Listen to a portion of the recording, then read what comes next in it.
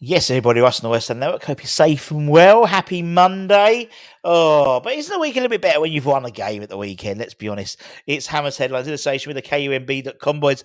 A season-defining week for the Hammers. With obviously the game against Leverkusen on Thursday. We're going to talk a little bit about that in a minute.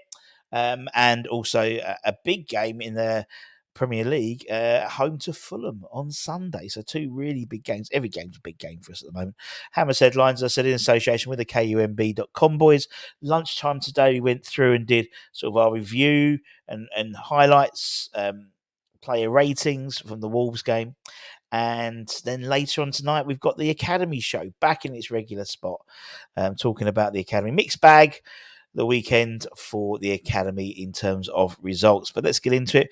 Got lots of different things to talk about. We're going to start with loans, the loan spells in terms of the Premier League first team squad who are out on loan for West Ham. And we will start with Mr. Flynn Downs. Mr. Flynn Downs, a couple of games we can update you with.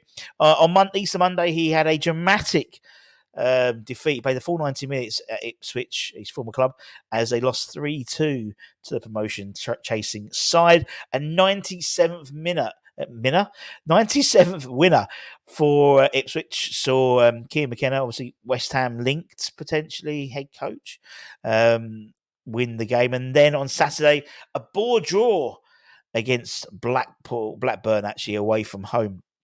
Again, Flynn played the full 90 minutes for that. Elsewhere this weekend, we had Thilo Kehrer. Thilo Kehrer was actually sent off for Monaco as they won 1-0 at home to Rennes.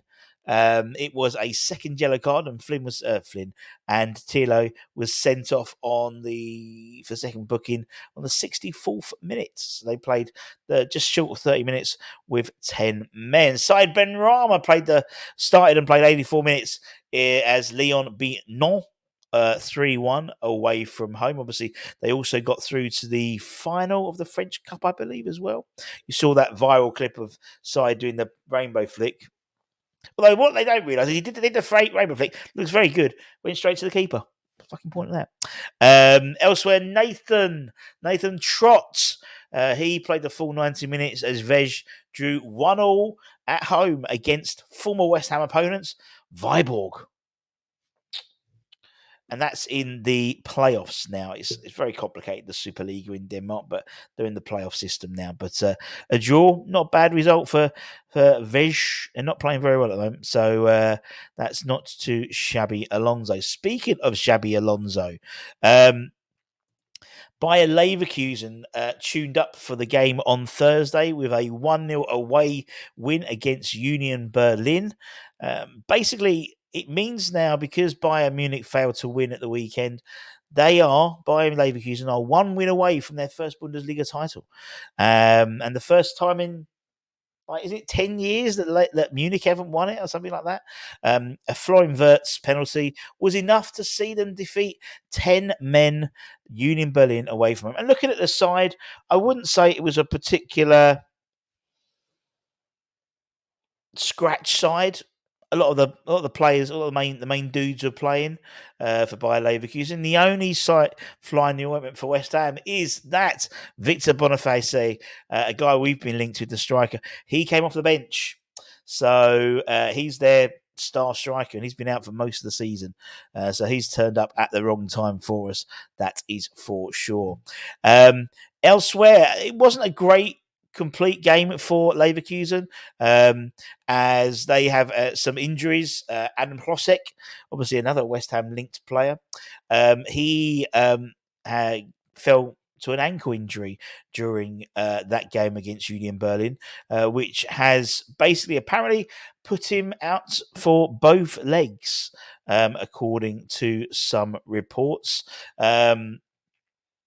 Actually, it was actually the Bayer Leverkusen official website, to be fair, said he will miss both games for the Hammers after the ankle injury. He hasn't been a regular starter, but he's bagged 7 goals and 2 assists so far this season. And with Boniface being injured, he's been sort of, what's the word, sort of deputising for him. But one in, one out. Adam Hrosek's out, but Victor's in, so it's not as tragic for Leverkusen going into a big week for them. They play us on Thursday, and then they play Werder Bremen on Sunday, I think. Obviously, winning that game at home, I believe it is, could mean that by the time we play them at the London Stadium, they could be Bundesliga champions. So very interesting prospect for that. In terms of us, in terms of our injury updates, obviously we're sweating on the fitness of 2 players really for Thursday. One more than the other, I'd say, because I think Fabianski does a great job deputising for Areola. But obviously, Jared Bowen, we spoke about it on Saturday night, saying how Moyes, at his post-match press conference, said it looked like he got a bang to the knee, a bang to the back of the hip.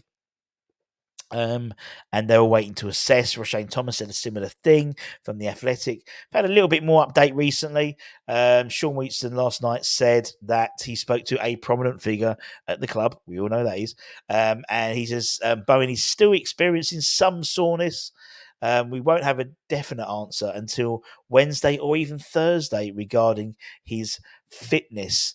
We've had various reports of what it actually is, but it seems that the injury is very sore, which is, well, we have to wait and see. He's going to apparently have a look. He may even have a scan just to check any sort of internal issues with it, but we'll have to wait and see, innit? We'll have to wait and see. If it gives Moyes the opportunity to play even more defensive midfielders, he'll jump at the chance, obviously. But Bowen would be a huge miss for that first leg.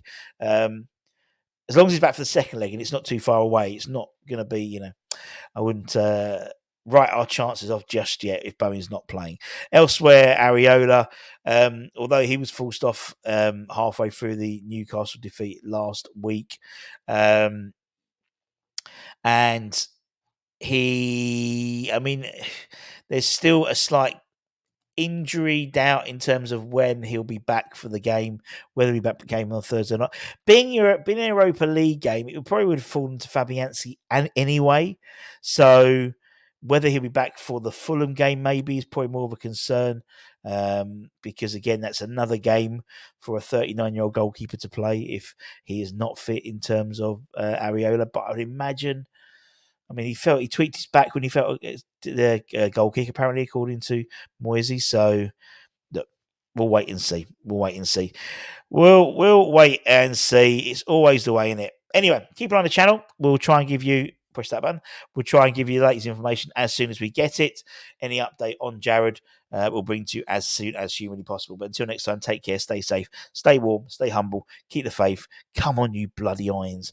Massive game this week. Much love.